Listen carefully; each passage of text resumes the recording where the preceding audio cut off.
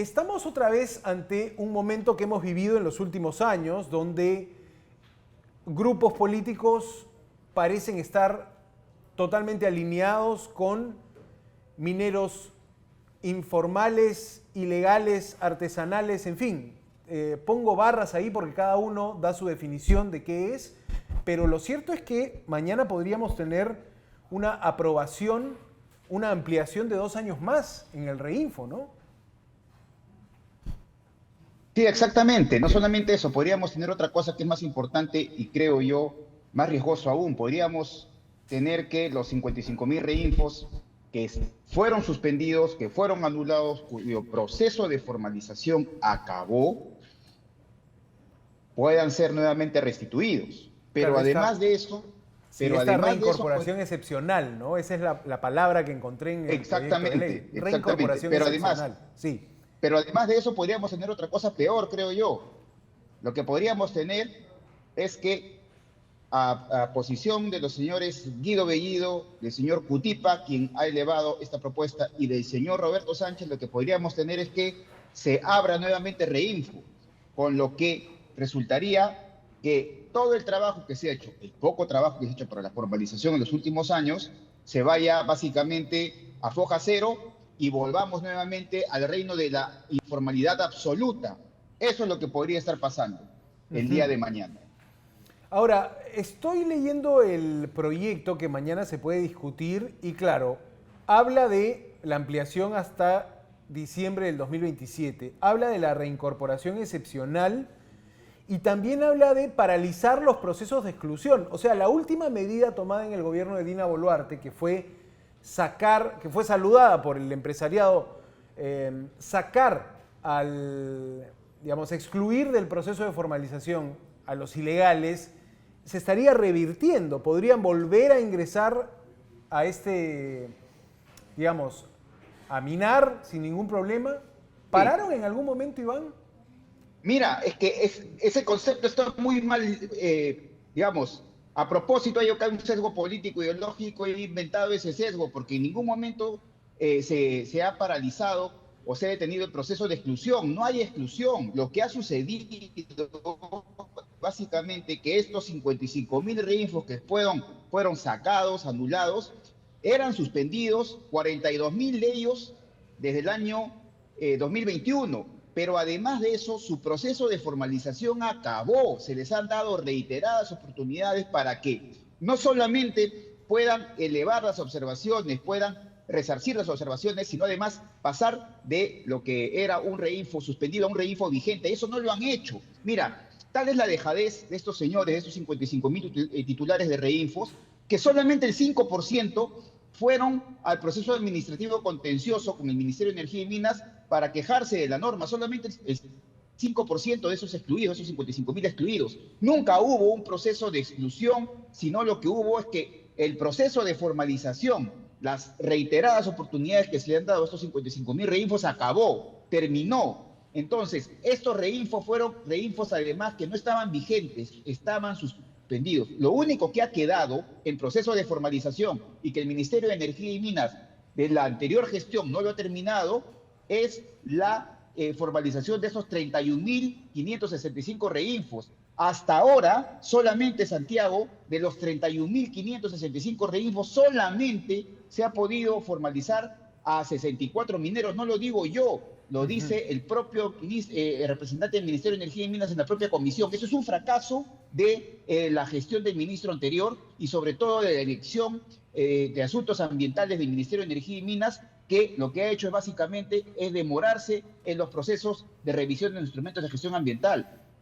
Ahora, ¿tú crees que esto puede cambiar, puede tener otra posición el gobierno de transición de José Gerí? ¿Crees que puede haber otra línea en el gobierno? Porque Dina Boluarte, con cierta presión, el gobierno de Dina Boluarte decidió de alguna manera depurar o purgar esa lista de mineros que estaban en el Reinfo. ¿Qué crees que puede hacer José Gerí? ¿Cuál crees que va a ser la posición del gobierno si es que se aprueba esta ley y llega al despacho del presidente para la rúbrica? Mira, no le queda mucha opción al gobierno. ¿Por qué? Porque básicamente el gobierno anterior de Dina Boluarte con el ministro, se comprometieron en julio de este año, cuando se hizo una última, entre comillas, una última ampliación de reinfos, se comprometieron a que los 31.565 reinfos a diciembre de este año iban a ser formalizados. Pero eso ha sido un fracaso porque solamente se han formalizado 64, por varias razones, entre ellas porque 9 gobiernos regionales no han dado todos los instrumentos de gestión ambiental ni han pasado toda la información al Ministerio de Energía y Minas.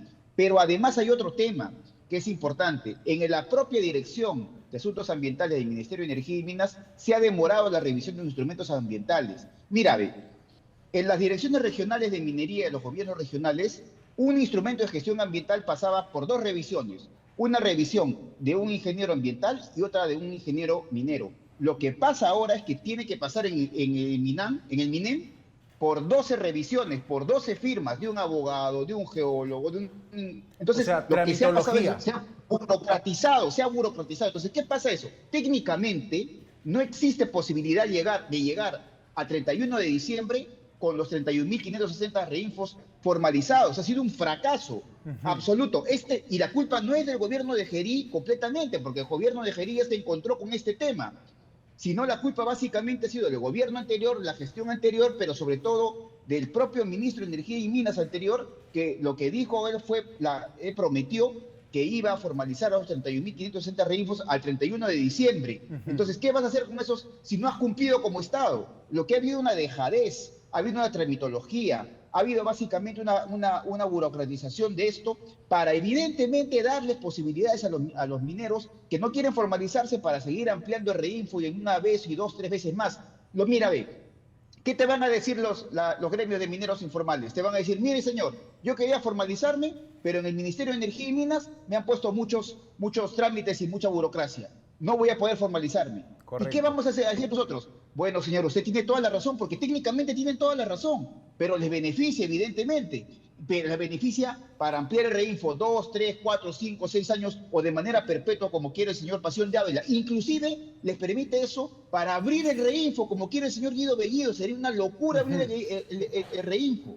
Para que más personas entren, digamos, al negocio, explicándole a la ciudadanía que el reinfo es un documento de formalización en trámite, que con ese solo documento o estando en esa sola lista ya puedes comerciar oro, ¿verdad? Y este es un poco lo que está detrás, Iván. ¿Cómo agrava esta situación de caos que vivimos en la formalización minera el hecho de que el oro se cotice a tan alto valor? Mira, el oro va a llegar a aproximadamente, según las proyecciones, en enero de este año decían que el oro iba a llegar a cerca de 4.500, sin embargo eso voló. Es altamente probable que el oro llegue al próximo año a cerca de 5.000, 5.500, inclusive para el 2030 se estima que va a llegar a $8.000 la onza. ¿Qué significa eso? Eso significa, debería ser una bendición para el Perú, pero lo que ocurre es todo lo contrario. Digamos, no es una bendición propiamente dicha, pero lo que ocurre es básicamente, al no existir una formalización, a existir leyes como las que pretenden dar de más ampliación de reinfo por varios años más, la ilegalidad evidentemente va a aprovechar, y frente a una mala organización de la formalización, frente a una dejadez, una burocratización, una tramitología, lo que va a generar es mayor posibilidades de que la ilegalidad se camufle nuevamente en la informalidad. Y eso implica más bandas criminales, más prostitución, más trata de blancas, más lavado de activos, por ende mayor inseguridad. Entonces, aquí es un problema, sí, es un problema político, es un problema ideológico, pero también es un problema técnico que el Ministerio de Energía y Minas lo puede resolver. Digamos, van a dar la ampliación por un año. En un año van a poder hacer lo que no han hecho en 15 años, en 20 años, desde 2016, casi una década. Es imposible, no lo van a poder hacer. Yo estimo que el Ministerio de Energía y Minas debería dar una propuesta técnica de cómo va a resolver este problema, porque lo que hay que alejar es básicamente las ideas y las propuestas populistas, extravagantes, extremistas de los señores Guido Bellido, del señor Cutipa, del señor Roberto Sánchez, que quieren un reinfo para siempre, que quieren abrir este reinfo para que entren más, porque evidentemente están mirando el tema de las elecciones y están viendo cómo ganar votos en los próximos meses. Ahora, hay quienes ponen esta discusión en el hecho de que la gran minería, la empresa minera o la dueña de la concesión invierte dinero en explorar, invierte en tecnología, paga planillas, está en la legalidad. Y claro, todo esto es un costo importante y el minero ilegal no tiene este gasto, no tiene estos estudios que se hacen por años. ¿Cómo podemos hablar de esa relación, digamos, de esos dos actores? La empresa minera, concesionaria, y el minero ilegal que llega a, digamos, a zonas incluso ocupando concesiones ajenas a extraer mineral de ahí. Mira, Santiago, es tan, digamos, es tan, digamos, ya no sé cómo decirte, es tan sorprendente lo que dice el señor Cutipa en su proyecto de ley. En la página 2932, mira, ellos reconocen que el problema de la minería es un problema técnico, que el 70% de las concesiones invadidas están en pequeños y medianos. Hay unos cuadros que tú vas a poder ver, lo reconocen, ellos reconocen que es un problema, no es un problema con las grandes mineras, es un problema con la pequeña y mediana minería. Cuando los señores quieren... Con los concesionarios. Con los pequeños y medianos concesionarios. Cuando los señores quieren revertir las concesiones, hablan de servidumbre minera, lo que quieren hacer básicamente es, entre comillas, un velascato en minería. Cuando titulares de la concesión. Quieren ser titulares de la concesión. Exactamente.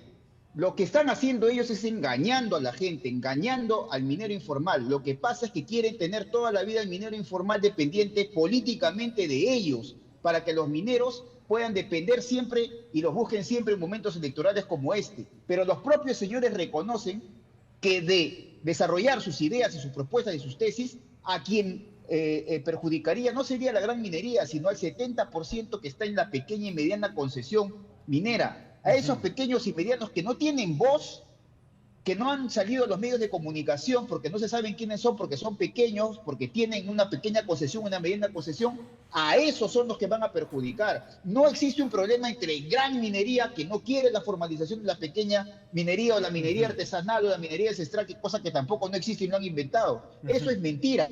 Y no lo digo yo, los propios datos que han sacado los señores, ese señor Cutipa, para hacer su proyecto, lo dice, lo toma Iván, esos números, es increíble. Para terminar, y en una frase corta, ¿estamos muy lejos de tener una ley aterrizada, una ley MAPE consensuada? ¿Tiene que ser tarea de un nuevo gobierno? ¿Cómo lo ves?